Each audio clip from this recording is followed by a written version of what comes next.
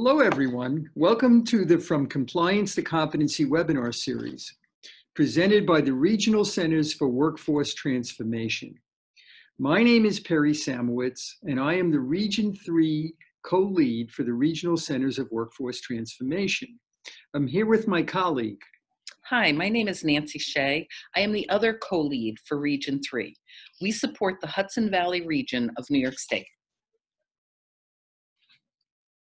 Perry and I will guide you through understanding Goal 3, demonstrating professionalism, Competency Area L, education, training, and self-development activities. In the next 10 to 15 minutes, you will be presented with a scenario and visuals to help you remember the skills associated with Competency L. In the New York State DSP core competencies, there are 3 skills listed that are associated with being educated and trained on supporting individuals. The first skill is demonstrating enthusiasm for learning the knowledge and skills required to perform your job. The second skill is readily seeking and accepting feedback to improve your performance. And the third skill in Competency L is being able to apply knowledge and skills gained to do your job effectively and efficiently. Learning new ideas is important for so many different reasons. The field is constantly changing, new ideas and approaches are continuously being founded and will not only improve your skills, but will help you improve the lives of the men and women you support. Change is never easy, yet life is always changing. Your jobs, likewise, will experience changes, some big, some small. It can be annoying to be asked to change what you are doing, yet progress is often made when change occurs. Recently, there's been a lot of talk about person-centered thinking. Many of you may think that person-centered thinking is just a phase, or you may think that you have always been person-centered and it's nothing new. Either way, you may find yourself not that interested in learning about this approach. We are now going to present you with a scenario that has a dilemma to it. We are going to introduce you to John and Ella. John and Ella are both DSPs, and they have started to feel unhappy with their jobs. They feel like things are changing all the time, and that can be very frustrating. Recently, there's so much discussion about person-centered thinking. They wonder if this is just the new flavor of the month. If given time, this too will pass. John and Ella both work with Sarah. They often have difficulty understanding the way Sarah expresses her needs and wants. Sarah communicates through gestures, subtle eye movements, and staff need to be very observant when working with Sarah. John and Ella's supervisor want them to attend a training on person-centered practices for people who have complex needs. John feels like it will never work, especially with Sarah. Ella is also skeptical, but would like to hear what the trainers have to say, and then she would like to discuss it further with her supervisor. If John was evaluated today by his supervisor and how he demonstrates enthusiasm for learning, he probably would receive a does not meet. Not only is he unhappy, but he's not willing to give it a try. He complains about participating in training without offering any solutions. Although Ella is also unhappy, she is willing to give it a try and attend the training. She also expresses interest in discussing this further with her supervisor. Even though she is skeptical, she would probably receive a meet because she is willing to give it another try. Ella attends the training on person-centered thinking for people who have complex needs. She followed up with her supervisor and told his supervisor that she learned it is important to use more visuals when working with people who have complex needs. Ella and a supervisor brainstormed some ideas and decided to use pictures to show Sarah. Ella became very excited when Sarah expressed enthusiasm for seeing pictures of plants and plant care. as well as seeing pictures of food, specifically food preparation.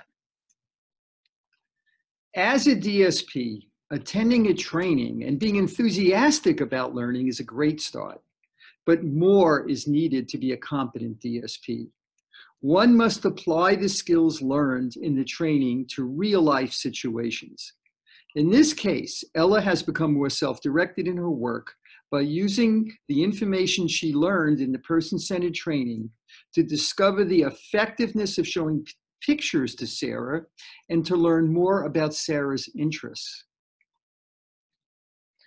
When Ella gives Sarah the opportunity to work on these two activities, gardening and cooking, Sarah becomes more engaged.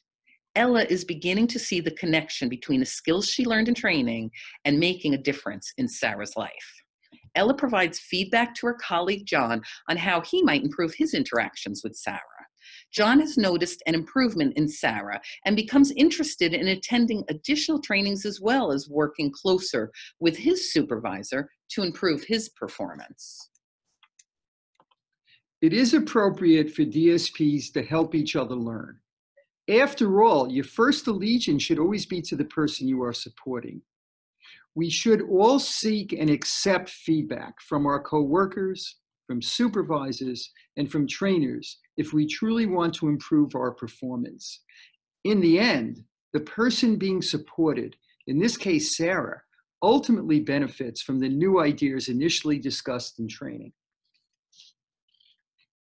Back to the scenario.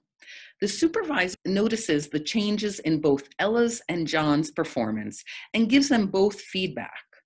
John even suggests helping Sarah grow an herb garden so she can add herbs to her cooking. John and Ella are both interested in having Sarah share her new interests with her circle of support. They know Sarah will want these new activities added to her life plan. John is now applying the knowledge he learned from training and from the feedback from both Ella and his supervisor.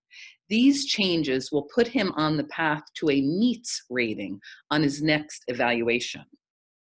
Ella is interested in attending more trainings and strengthening her work with individuals who have complex needs. If she continues to use the skills she learned to mentor other staff on how to effectively work with people like Sarah, who do not use words to communicate, she would be on her way to receiving an exceeds rating on her evaluation. Mentoring other staff is exceeding what is normally expected of a good DSP. To summarize, people with disabilities deserve competent, dedicated, self-directed, and professional staff supporting them. In the Competency L, part of being a professional requires being educated and trained, which results in skill development. Remember to be enthusiastic when learning, seek out feedback, and accept the support of others to improve your performance and apply what knowledge and skills you have gained to the job. Then you are demonstrating professionalism. Completing the following exercise is important for your professional growth and development. Think about the following questions and write your answers on the handout provided with this webinar. Why could it benefit a person you are supporting if you were enthusiastic when learning the knowledge and skills required to perform the job? What might happen to your ability to provide quality supports if you are not readily seeking and accepting feedback to improve your performance? Describe a situation where you applied knowledge and skills gained from training and/or feedback on your job. After thinking about and answering these questions, share your answers with your supervisor during supervision. Photo credits. This webinar contains screenshots from the Workforce Transformation DVD series. Filmmakers obtained consent from all actors and participants to use their images. Thank you for spending time with us on this webinar. Goal 3, Demonstrating Professionalism. Competency L, Education, Training, and Self-Development Activities. There are more webinars like this representing each of the 23 core competencies. We hope that you continue to join us. To access these materials and many other resources, visit us at www.workforcetransformation.org.